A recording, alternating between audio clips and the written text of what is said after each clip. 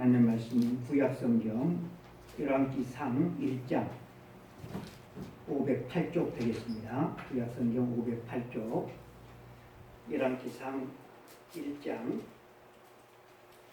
1절 말씀부터 8절 말씀까지 다 함께 합독하시겠습니다. 다윗 왕이 나이가 많아 늙으니 이불을 덮어도 따뜻하지 아니한지라. 그의 시종들이 왕께 아뢰되 우리 주 왕을 위하여 젊은 처녀 하나를 구하여 그로 왕을 받들어 모시게 하고 왕의 품에 누워 우리 주 왕으로 따뜻하시게 하리이다 하고 이스라엘 사방 영토 내에 아리따운 처녀를 구하던 중 수넴 여자 아비삭을 얻어 왕께 데려왔으니 이 처녀는 심히 아름다워 그가 왕을 받들어 시중 들었으나 왕이 잠자리는 같이 하지 아니하였더라. 그때 학깃의 아들 아도니아가 스스로 높여서 이르기를 내가 왕이 되리라 하고 자기를 위하여 병거와 기병과 호병 50명을 준비하니 이는 압살롬 다음에 태어난 자요 용모가 심히 준수한 자라. 그의 아버지가 내가 어찌하여 그리 하였느냐고 한 말로 한 번도 그를 섭섭하게 한 일이 없었더라. 아도니아가 수리아의 아들 요압과 제사장 아비아달과 모의하니 그들이 따르고 도우나 제사장 사독과 여호야다의 아들 두나야와 선지자 나단과 시므이와 에이와 다윗의 용사들은 아도니아와 같이 하지 아니하였더라. 아멘. 오늘은 이제 그동안 쭉 해온 다윗 이야기 마지막 번째 다윗의 마지막이라고 하는 제목으로 하나님 말씀을 증거할 때 우리 하나님께서 깨닫게 해주시는 큰 은혜 우리 모두에게 있기를 바랍니다. 마지막은 두 글자로 하면 죽음이 되겠죠. 가볍지 않은 주제입니다. 가볍지 않은 주제. 하지만 우리 모두가 또 당할 일이기도 하죠. 한 사람도 빠짐없이 이 자리에 있는 사람들은 다 죽을 것입니다. 우리 인간이 참 대단한 존재인 것 같지만 그러나 다른 모든 것은 다 뛰어넘을 수 있다고 해도 죽음만큼은 여러분 뛰어넘을 수가 없습니다. 인간이라고 하는 말은 언젠가는 죽는 존재다라고 하는 뜻이 있습니다. 죽음이라고 하는 것은 우리의 인간됨을 종식시키는 그런 뜻보다 우리 인간이 인간됨을 입증해 주는 것이 바로 죽음이라고 말을 할 수가 있을 것입니다. 인간.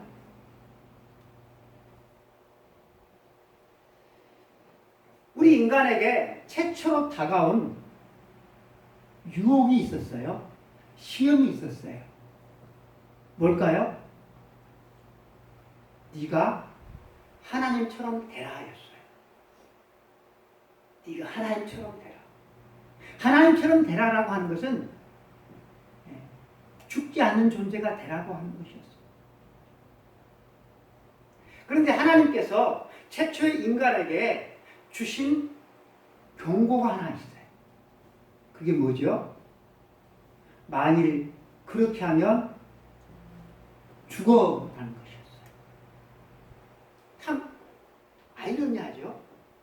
최초의 유혹은 하나님처럼 되라였어요. 근데 최초의 하나님의 경고는 그러면 죽어였어요. 우리 인간은 최초의 경고를 따르지 아니하고 최초의 유혹을 따랐어요. 그래서 최초의 인간 아담과 하와뿐만이 아니라 우리 모든 인간이 그런 시도를 하면서 살다가 죽습니다. 그런 의미에서 죽음이라고 하는 것은 저주가 되는 것 같아요. 그런데 이 죽음이 부정적인 의미만 있는 것은 아니에요. 이 죽음은 우리가 인간이라고 하는 사실을 보장해주고 보호해주는 장치이기도 해요. 우리가 죽지 않는다고 생각 한번 해보세요. 우리가 인간인 것을 까먹어요. 그러니까 우리가 인간이다라고 하는 것은, 우리가 죽는다라고 하는 것은 죽음을 통해서 우리가 보게 된다라고 하는 것입니다. 인간의 자리를 지키지 않고 인간 이상의 존재가 하려고 하는 그런 시도가 우리를 인간 이상으로 만들지 않고 우리를 인간 이하로 떨어뜨리는 그런 일을 여러분 하는 거예요. 인간답다라고 하는 말은 우리가 인간이 신의 위치에 올라서는 것이 아니고 인간의 자리를 지키는 것. 인간의 자리를 지킨다라고 하는 것이 뭡니까? 피조물인 유한한 그 자리를 지키는 것. 그런데 이것이 참 쉬운 일 같은데 쉽지가 않아요. 권력자들에게 주어진 고난이 있어요. 그렇죠? 권력자들에게 많은 고난이 주어졌어요. 그런데 여러분, 권력자들이 자기에게 주어진 고난만을 쓰면 얼마나 좋아요. 하지만 대부분의 권력자들은 권력 이상을 휘둘러요. 여러분, 권력 이상을 휘두르면 어떻게 되죠? 어떻게 되죠? 폭군이 되는 거예요. 이스라엘 왕 가운데 권력 이상의 권력을 휘두르는 왕들이 참 많아요. 그 많은 왕들은 죽잖아요. 그들도 죽잖아요. 죽으니까 신하들이 왕들의 묘실에 들지도 않아요. 왕으로 죽었는데 많은 왕들이 왕들의 묘실에 묻혔는데 그런 왕들은 신하들이 그런 묘실에 묻지도 않아요. 죄를 지은 우리 인간들에게 너희들은 인간이다, 너희들은 안개와 같은 존재들이다 라고 하는 이 사실을 하나님은 뭘 통해서 알려주십니까? 죽음을 통해서 알려주시는 것입니다. 우리가 인간답게 살려고 하면 반드시 우리가 뭘 알아야 되는가 하면 죽음에 대해서 알아야 돼요. 그래서 우리는 여러분 죽음에 대해서 깊이 생각하면서 묵상하면서 우리는 살아야 될 필요가 있는 사람들입니다. 아이 목사님, 어차피 뭐 이렇게 사나 저렇게 사나 모든 인간이 다 죽을 것인데 뭘 골치 아프게 기분 좋지도 않는 그런 죽음에 대해서 묵상을 합니까? 그냥 살다 보면 죽음이 찾아오는데 뭘요?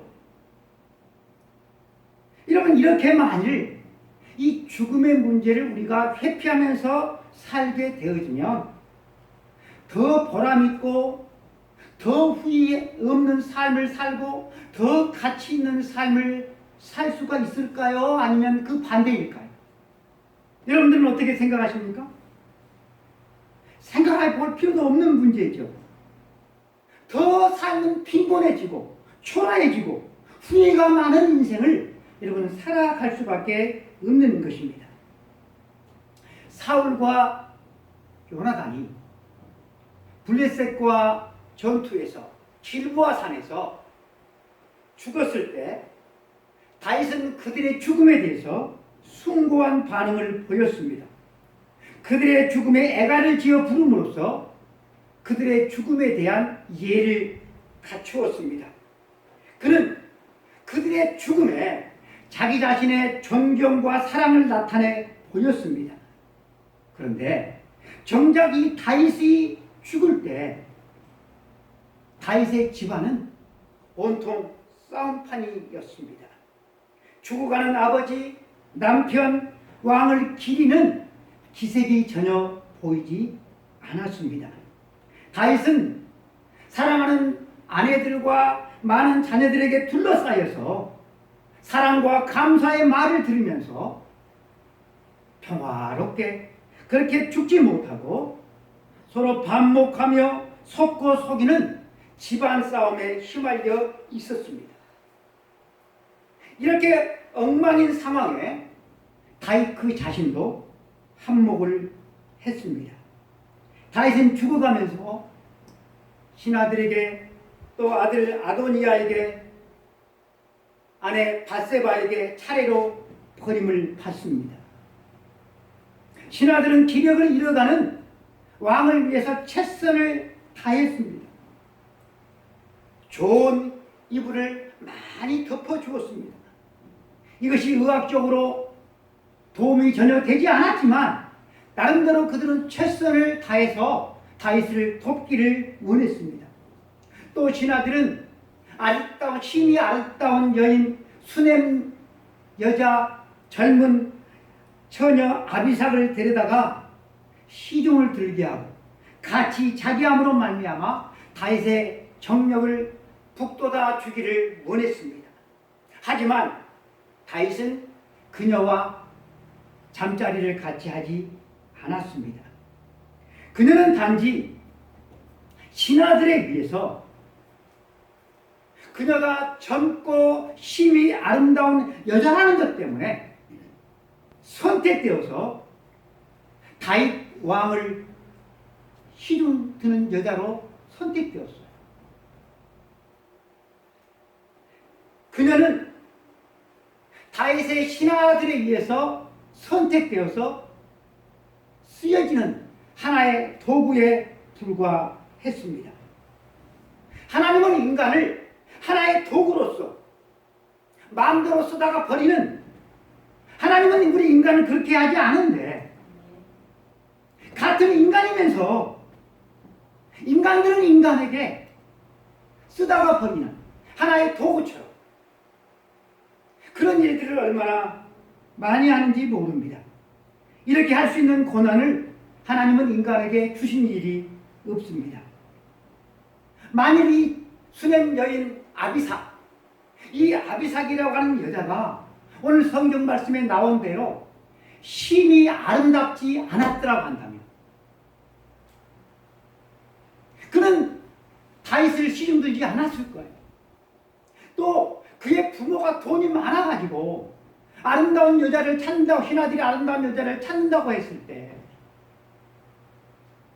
돈을 들여서 다 늙어 죽어가는 다윗 왕을 평생 시중 들고 그 다음에 자유로운 사람이 되는 게 아니라 평생 왕국에서 그렇게 죽을 수밖에 없는 그런 딸이 되지 않도록 하기 위해서 신하들에게 돈을 써가지고 거기서 면제되도록 했다고 한다면 이 아비삭은 그 자리에 있지도 않았을 것입니다.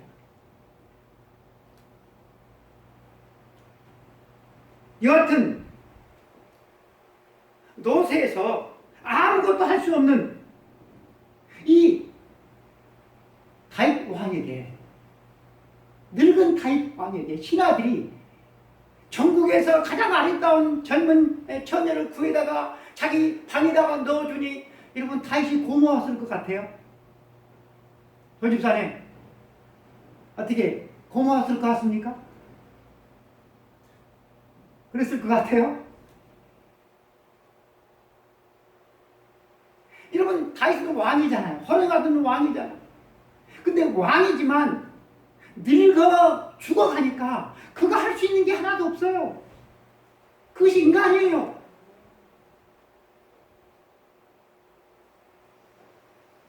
죽어가는 사람을 보면서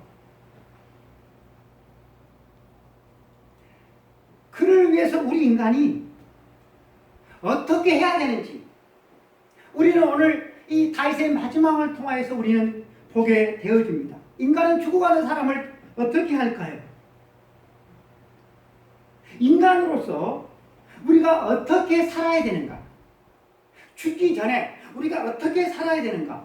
이것을 우리가 배우기 위해서는 뭘 우리가 알아야 된다고 하는 거예요? 대집사님, 죽음에 대해서 우리가 알아야 돼요. 그래서 성경은 우리들이 잘 아는 말씀이 있잖아요. 잔치집에 가지 말고 어디 가라고 그랬어요? 초상집에 가라고 그랬어요. 왜냐하면 그 죽음을 통해서 얻는 유익이 너무나도 많기 때문이죠. 죽음은 우리가 인간이라고 하는 인간의 한계에 대해서 죽음 앞에서 우리는 마주 서게 돼요. 아, 이렇게 죽는구나. 죽을 수밖에 없는 존재. 이것을 여러분 다 아는 것 같지만 실질적으로 알지를 못해요. 그래서 이것을 일찍 아는 것. 이것이 여러분 인생을 살아가는 지혜가 됩니다. 그런데 여러분 시편 기자는 이렇게 기도하잖아요. 39편 4절에 여호와여 나의 종말과 연한이 언제까지인지 내가 나의 연약함을 알게 하소서. 여러분 이 기도는 이 시편 기자뿐만 아니라 우리 모두가 평생 해야 될 기도인 것 같습니다. 여호와여 나의 종말과 연한이 언제까지인지 알게 하사 내가 나의 연약함을 알게 하소서. 내가 나의 연약함을 알게 하소서. 왜 이런 기도를 했을까요? 금호 집사님, 왜 이런 기도를 했다고 생각하세요? 모르니까 기도한 거. 내가 알고 있으면 이런 기도를 할 필요가 없는 거잖아. 자기 자신의 연약함을 아는 사람이라야 하나님을 절대적으로 의지할 수가 있어요. 안 그러면 헛된 것을 의지해서 살아갈 수밖에 없는 존재가 되어지는 것입니다. 나의 연약함을 알게 해주십시오. 우리의 평생 기도가 되어야 할 것입니다. 죽어가는 아버지, 죽어가는 남편, 죽어가는 왕. 그런데 죽어가는 그 왕을 자식들이, 신하들이, 부인들이 외면해버리죠. 그런 와중에서도 묵묵히 자기 자신의 소임을 다 하는 사람이 있는데 그 사람이 바로 아비삭입니다. 신하들은 점점 기력을 잃어가는 다윗, 죽음의 그림자가 점점 다가오는 다윗 왕을 보면서 어떻게 처신했을 것 같아요? 신하들이. 여러분 신하들의 임무는 왕을 잘 섬기는 것입니다. 그래서 신하들의 입장은 할 수만 있다고 한다면 다윗을 다시 일으켜 세워서 예전처럼 그렇게 움직이도록 만드는 것이 그들의 임무라고 생각했을 것입니다. 그래서 그들은 나름 최선을 다했습니다. 이미 말씀드린 대로 그들은 이불을 많이 덮어주어서 몸을 따뜻하게 해 주었습니다. 의학적인 치료 방법과는 좀 거리가 멀었지만 나름대로 그들은 최선을 다한 것입니다. 그런데 이 방법이 통하지를 않아요. 그래서 다른 방법을 그들은 찾았습니다. 주변 나라들에서는 자기들의 이 죽어가는 왕을 어떻게 하는고 이렇게 봤더니 그 방법을 취한 거예요. 아름다운 처녀를 치료법으로 선택을 했어요. 그래서 아주 그에 딱 맞는 적합한 처녀를 전국에서 찾아서 다윗 왕의 침실에 넣어드렸지만 이 방법도 성공하지를 못했어요. 왕은 그녀와 잠자리를 하지 않았기 때문에 그래요. 신하들은 나름대로 죽음을 치료하는 그 방법들을 자기들이 하는 그런 선에서 최선을 다했지만 두 번 다 실패해버리고 말았습니다. 신하들은 죽어가는 사람을 어떻게 했는가 하면 처리해야만 하는 그런 문제거리로 그들은 여겼어요. 처리해야 될 문제거리. 그러니까 어떻게 해서든지 해결을 해야 되는 것이죠. 여러분 이렇게 죽음을 해결해야 될 문제거리로 여기면 돈을 써서 힘을 써서 무언가를 구해다가 어떻게 해서든지 처리하려고 해요. 여러분 생명을 잃어가는 사람에게 정말 필요한 것이 무엇일까? 생명을 잃어가는 사람에게 정말 필요한 것이 무엇일까?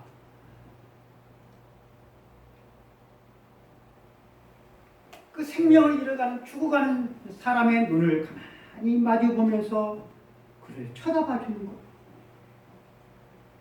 그의 곁에서 잘 소리도 나지 않지만 귀를 기울여서 그의 말을 들어주고 그의 삶의 존엄성을 부여해 주는 것.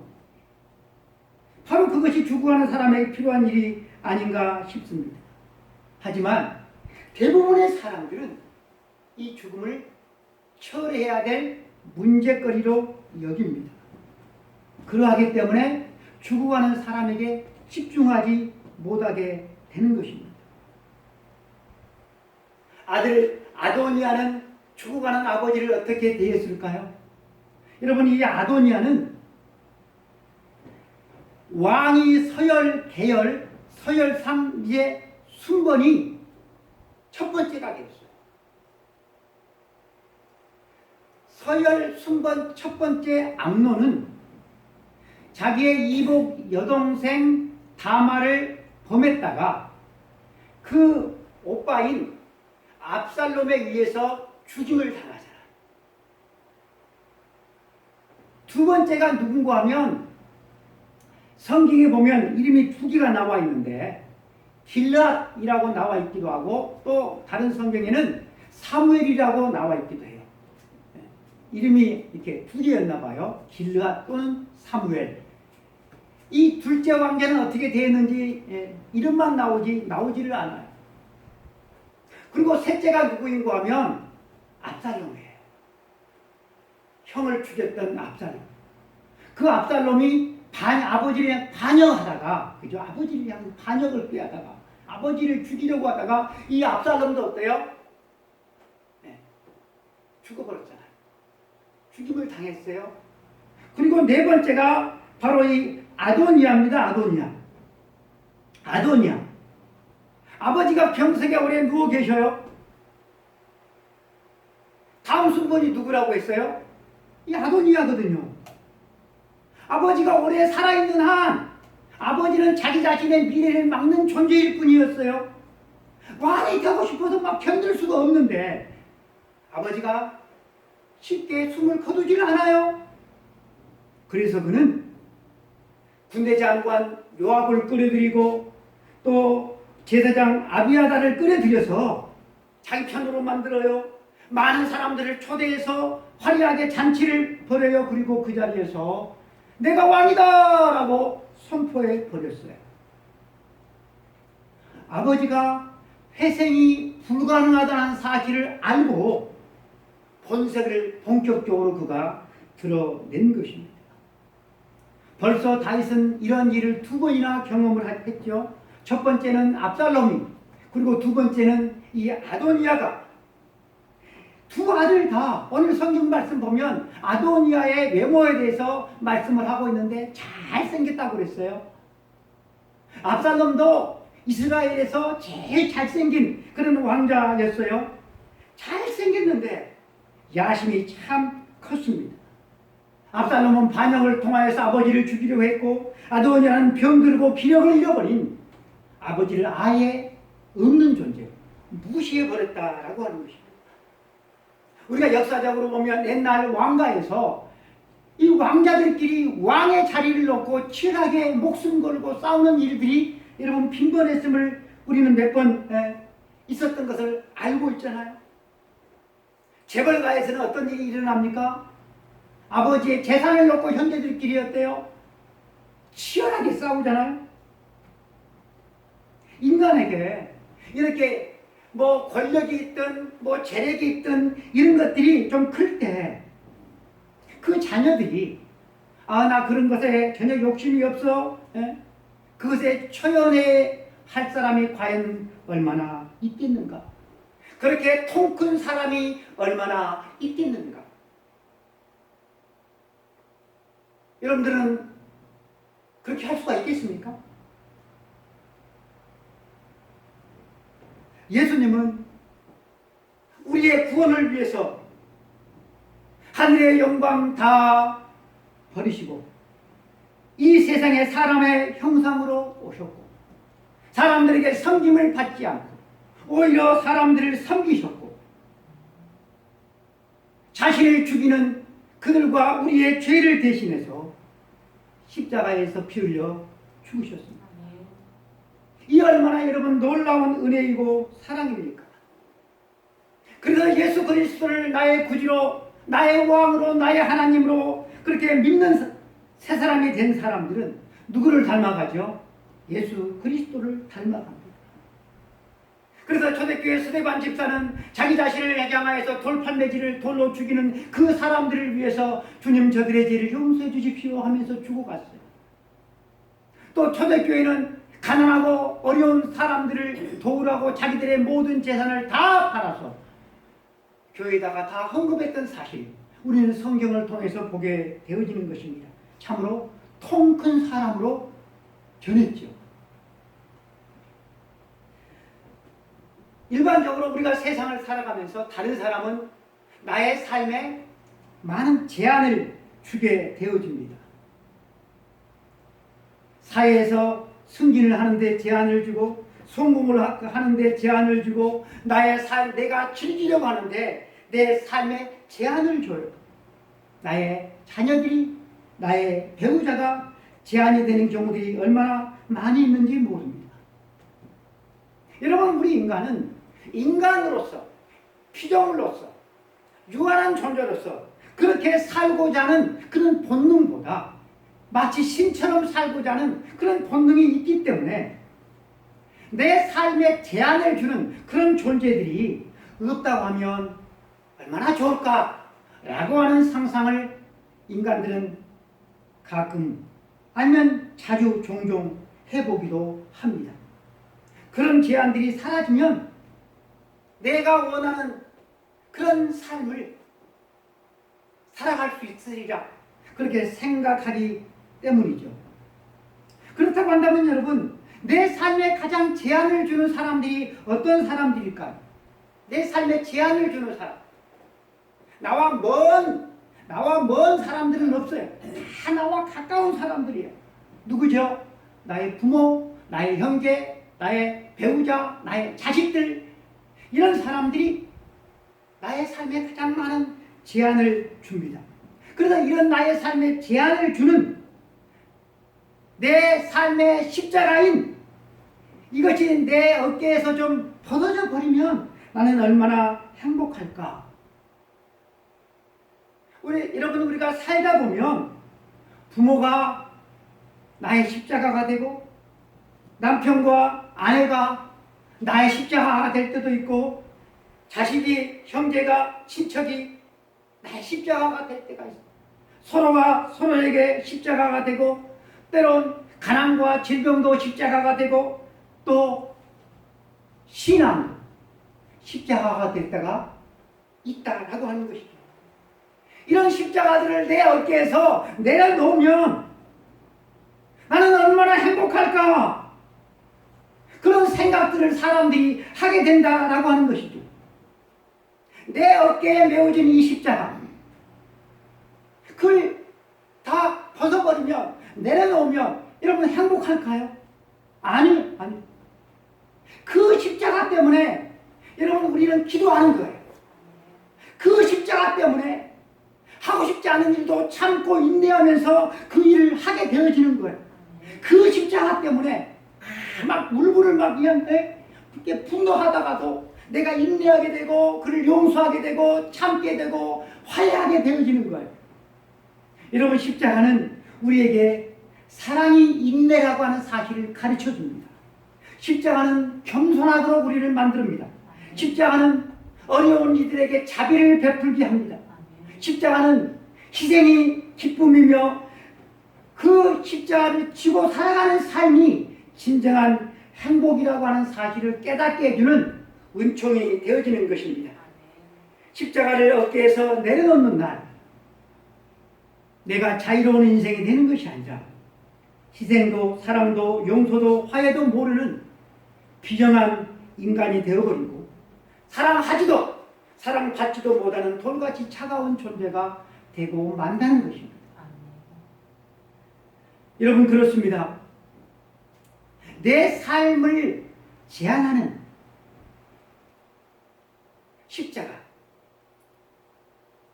내 삶을 방해하는 것처럼 보이는 이 십자가를 우리가 제거해 버릴 경우 삶이 풍성해지기보다 도리어 빈궁해진다는 사실을 우리는 잊지 말아야 할 것입니다. 결혼하지 않고 사는 우리 금모 집사님도 있지만 이런저런 이유 때문에 결혼하지 않고 반려동물과 함께 살 거야. 여러분, 그 사람의 삶이 더 풍요로워집니까? 더 인간다워집니까? 여러분, 화가가 그림을 그리러 갈 때 화가는 어디에 제안을 받아요? 그 캔버스에 제안을 받아요. 작곡가가 여러분 음악을 이렇게 만들려고 할 때 무슨 제안을 받죠? 조표의 제안을 받아요. 모든 운동선수들은 무슨 제안을 받아요? 각 종목의 그 운동에 그 법률이 있잖아요. 그 제한이 있잖아요. 다 그 규정에 제한을 받아요. 운동선수가 여러분 그 규정을 지키지 않으면 퇴장당해요. 심할 경우에 여러분 선수 자격 박탈까지 여러분 당한다는 것 잘 알지 않습니까? 그러면서 여러분 삶의 제한들이 있다라고 하는 건데 이 제한을 벗어버리면 삶이 풍요로워지는 것이 아니라 어떻게 된다고요? 삶이 빈궁해진다라고 합니다. 삶이 더 자유로워지는 것이 아니라 더 구속을 받는다라고 하는 것입니다. 여러분, 우리는 제한을 벗어버림으로 인간이 되는 것이 아니라 그 제한 안에서 우리는 인간으로서 참되게 살아갈 수가 있는 거예요. 그런데 아도니아 왕자는 자기에게 주어진 제한이 있어요. 그런데 그 제한을 스스로 던져버렸다라고 하는 것입니다. 아버지가 임박한 죽음 앞에 있는데 그렇게 쉽게 세상을 떠나지 아니하니까 아버지를 자기의 앞날의 방해물로 여기고 왕이 될 자기 자신의 그 기회를 박탈하는 것으로 여기고 자기가 스스로 왕을 선포해버려요. 그래서 결국 어떻게 됐죠? 자기의 죽음을 초래하게 됐다라고 하는 것입니다. 그러나 아버지의 임박한 죽음을 존엄하게 대하지를 못함으로써 자기 자신의 죽음을 앞당기는 참 불쌍한 인생이 되고 말았다라고 하는 것입니다. 그러면 여러분, 우리아라고 하는 이 남자의 부인 밧세바를 자기의 여자로 만들기 위해서, 밧세바를 내 여자로 만들기 위해서 그 남편 우리아를 죽이고 얻은 이 밧세바는 늙어 죽어가는, 병원 가운데 죽어가는 다윗 왕을 어떻게 대했을까요? 우리가 이 부분에 대해서 다 읽지는 않았는데 내용상으로 밧세바가 한 것을 보면 잘못이 없습니다. 왜냐하면 그녀가 한 일은 정말로 꼭 필요한 일이었기 때문에 그래요. 누군가는 다윗의 뒤를 이어서 이스라엘의 왕이 되어야 하는 거예요. 그런데 그 왕은 스스로 나는 왕이다 라고 선포한 아도니아가 아니라 솔로몬이 되어야 하는 것이, 그것이 하나님의 명령이었고 하나님의 뜻이었고 다윗 왕의 뜻이었어요. 늙어 병원에 누워있는데 이 다윗이 이제는 나라를 다스릴 기력도 없는데 차기 왕을 임명하지를 않았어요. 그래서 누가 꿈틀거리는 거예요? 서열 1순위 이 아도니아가 꿈틀거려요. 지지자들을 모아서 스스로 왕이 되었음을 선포해요. 그러자 누가 왕을 찾아갑니까? 누가? 밧세바가 찾아가요. 그곳에는 아비삭이 수정을 들고 있었어요.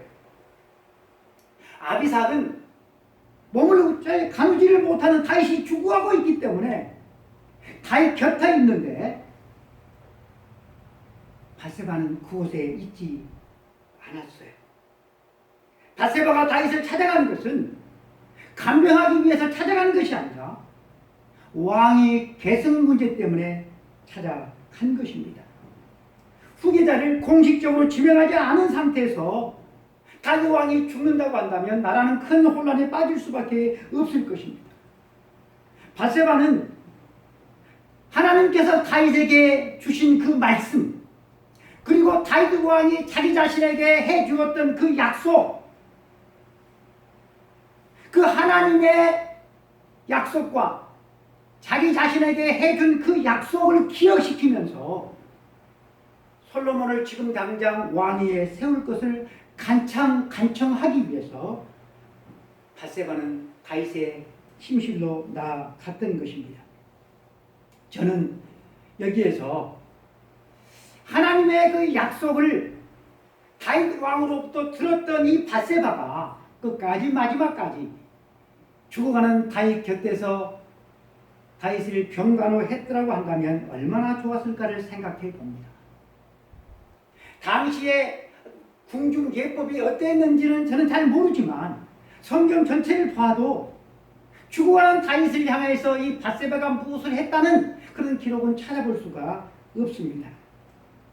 죽어가는 동안 내내 그 곁을 지켰던 사람은 다윗의 그 많은 부인들, 그 많은 20여 명이나 되는 그 자식들이 아니었어요. 많은 신하들도 아니었어요. 이제 갓 들어온 아비삭이라고 하는 여인이었습니다. 죽어가고 있는 다윗 곁에서 아비삭은 내내 그의 곁을 지켰지만 바세바도 다른 왕비들도 자식들도 많은 신하들도 그와 함께 있지 않았습니다. 마지막까지 다윗과 함께 있어야 될 사람은 과연 누구여야 했을까요? 태집사님은 누구여야 했을까요? 과연 이 곁에는 누가 있어야 했을까요? 다윗 곁을 지켜야 될 이들은 아리따운 여인 아비삭을 뽑아서 다윗의 침실에 넣어줬기 때문에 그것만으로서 위안을 삼았을지도 모르겠습니다. 바세바의 적극적인 계획으로 하나님께서 다윗에게 약속하시고 다윗이 바세바에게 약속한 솔로몬을 왕위에 앉히는 일이 마무리되고 다윗은 죽습니다. 바세바의 적극적인 행동 때문에 다윗 왕국에서 솔로몬 왕국으로 여러분 이어질 수가 있었습니다. 그러나 이 다윗의 마지막이 아름답고 훈훈하게 끝나지는 않았다라고 하는 것입니다. 지금까지 우리가 살펴본 대로 다윗의 마지막은 좀 쓸쓸했다라고 하는 것입니다. 왜냐하면 그 자리에 있어야 될 사람들이 없었기 때문에 그래요. 여러분 다윗이 하나님의 큰 은혜와 복을 받고서 하나님이여 내 잔이 넘치나이다. 내 잔이 넘치나이다. 내가 부족함이 없습니다. 그렇게 하나님의 놀라운 그 은혜에 대해서 감사 찬송을 했던 이 다윗이 그 마지막이 여러분 얼마나 실망스럽습니까? 우리는 그동안 다윗의 마지막이 이러했다는 사실을 우리가 눈여겨보지 않았기 때문에 좀 의외이다. 좀 실망스럽다. 라는 생각조차도 하지 않았을 것입니다. 저도 이 주제를 가지고 설교한 적이 없고 또 성경을 그렇게 많이 읽고 있음에도 불구하고 막연하게 그냥 좋았을 것이다. 이런 생각만 가졌지 다윗의 마지막에 이러했다는 사실은 저 자신도 그렇게 인식을 하지를 못했습니다.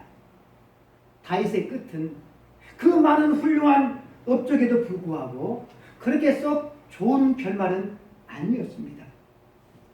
끝까지 다윗의 곁을 지킨 사람은 의외의 사람이었습니다. 의외의 사람. 젊고 아리따운 아비삭이었어요. 그런데 여러분 여기서 우리가 하나 생각할 것이 있어요. 많은 사람들의 죽음이 이처럼 내가 죽을 때 내 곁을 지키는 사람들이 바로 이 의외의 사람들이다라고 하는 것입니다. 임종 직전까지 많은 시간들을 보냈던 사랑하는 가족이 아니라 간병인, 의사, 간호사들이다라고 하는 것이죠. 다윗의 마지막처럼 사람들은 죽음을 해결해야 될 문제거리, 아니면 잡아야 될 기회, 아니면 감당해야 될 책임 등으로 취급합니다. 그 사람이 훌륭하게 살았든 그렇지 않게 살았든 상관없이 그렇습니다. 이 땅에 구원자로 오신 하나님의 아들 예수님께서 저와 여러분의 죄를 대신해서 십자가에서 죽으실 때 예수님의 모습은 어떠했습니까? 그 갈보리 언덕에 십자가 아래에 누가 있었습니까? 예수님의 사랑하는 그 12제자 가운데 누가 있었습니까? 단 한 사람, 요한만 있고 나머지는 다 도망가 버리고 말았어요. 예수님의 친형제 가운데 누가 있었습니까? 오직 예수님의 모친만 그 자리에 있었습니다. 그리고 예수님을 따르던 여인들이 그 자리에 있었습니다. 그 여인 가운데 한 사람이 부활의 첫 번째 증인이 되었죠. 예수님께서 십자가상에서 들으신 마지막 몇 마디의 기도 가운데 예수님께서 다윗의 기도로 당신의 기도를 대신합니다. 예수님은 십자가에서 나의 하나님, 나의 하나님 어찌하여 나를 버리셨습니까? 라고 기도하죠. 예수님의 이 기도는 먼저 다윗이 한 기도였어요. 시편 22편 1절에 내 하나님이여 내 하나님이여 어찌 나를 버리셨나이까 어찌 나를 멀리하여 돕지 아니하시오며 내 신음소리를 듣지 아니하시나이까. 그러고 보면 예수님의 죽음과 다윗의 죽음을 경험한 모습이 비슷합니다. 다윗이 어찌하여 나를 버리셨습니까? 그렇게 기도하지만 이 다윗의 기도의 말미 후반부는 절망으로 끝나지 않고 찬송으로 소망으로 끝나고 있어요. 땅의 모든 끝이 여호와를 기억하고 돌아오며 모든 나라의 모든 족속이 주의 앞에 예비하니 나라는 여호와의 것이요 여호와는 모든 나라의 주제이시니로다. 세상 모든 풍성한 자가 먹고 경배할 것이요 진토 속으로 내려간 자 곧 자기 영혼을 살리지 못할 자도 다 그 앞에 절하리로다. 어찌하여 여호와 하나님 나를 버리십니까? 라고 울부짖던 그 사람이 입에서 어찌 이런 기도가 나올 수 있는지 참 신기할 따름입니다.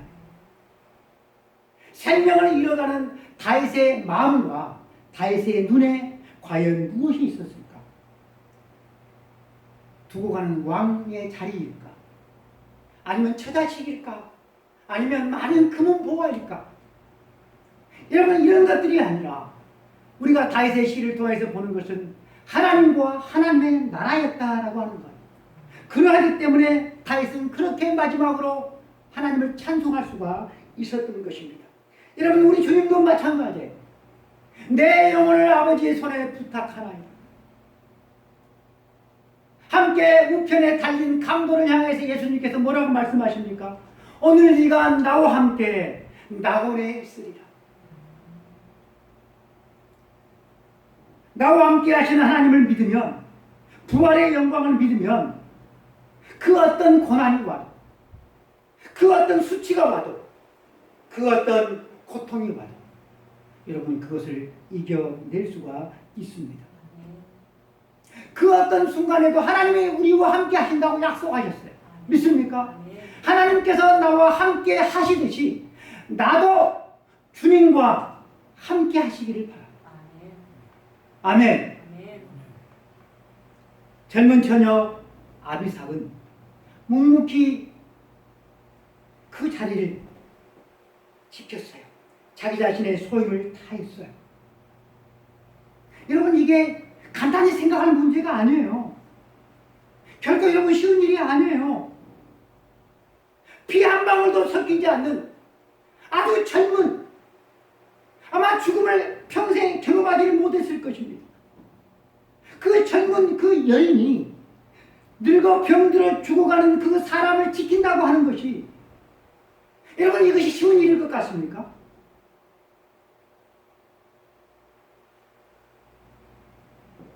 아비삭은 그런 경험을 통하여서 인생을 알게 되었을 것입니다. 예수님을 섬기던 여인들이 십자가에서 무기력하게 죽어가시던 그 모습을 말없이 지켜보면서 눈물로 기도하며 묵묵히 그 자리를 지켰습니다. 인간적으로 생각해보면 걸어만 날살리를 하면서 그 자리를 피해 도망가 버렸던 예수님의 제자들이 더 현명했을지도 모릅니다. 하지만 여인들은 우직하게 그 자리를 지켰고 그 여인들 가운데 한 사람이 부활의 첫 증인이 되었습니다. 그리고 이 사실이 성경에 기록되었습니다. 주님이 알아주셨다라고 하는 거예요. 여러분, 이 얼마나 영광스러운 일입니까? 여러분, 우리가 죽을 때 우리가 직면해야 될 그 모든 일들을 먼저 누가 경험을 했어요? 다윗이 경험을 하고 우리 주님이 여러분 경험을 하셨습니다. 여러분, 우리가 어떤 장소에서 어떻게 죽을지 우리는 알 수가 없어요. 그런데 그때 여러분